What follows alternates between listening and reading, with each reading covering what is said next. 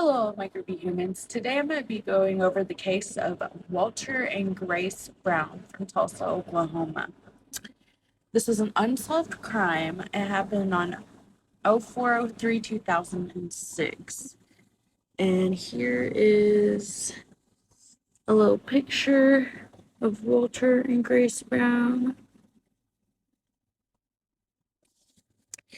And on April 3rd, 2006, police got called to a crime scene by a woman who found her in-laws, Walter Brown, 67 years old, and Grace Brown, 63 years old, bound and beaten to death at their home at 1500 block of North Atlanta Avenue at around 6:45 p.m. Grace Brown was supposed to meet up with her daughter-in-law for their weekly bingo night, but Grace never showed, so her daughter-in-law was, of course, worried. She went to the retired couple's home, and when she arrived, both their cars were still in the driveway.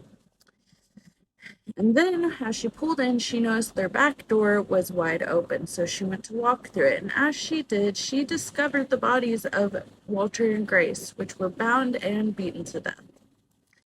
That's all I have on the main case file.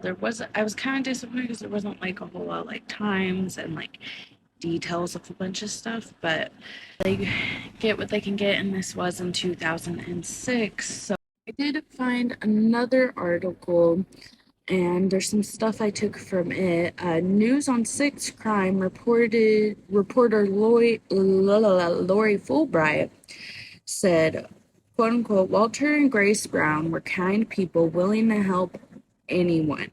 That's why it's especially hard for their family to understand how they could have been so brutally murdered in what looks like a robbery.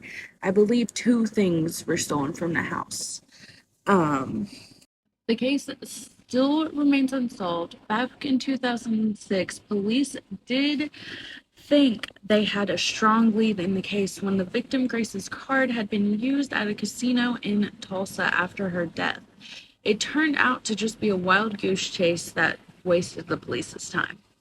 So what had happened is after multiple casino workers had the news of the gruesome murders of the couple, they ran their name out of curiosity just to see if they were a customer with them. But with doing that, when you type the name in the system, it makes it look like the person brought the card and signed in. So it took many hours and days and time away from the investigation trying to make sure that none of these were real leads of all these casino workers typing in the names.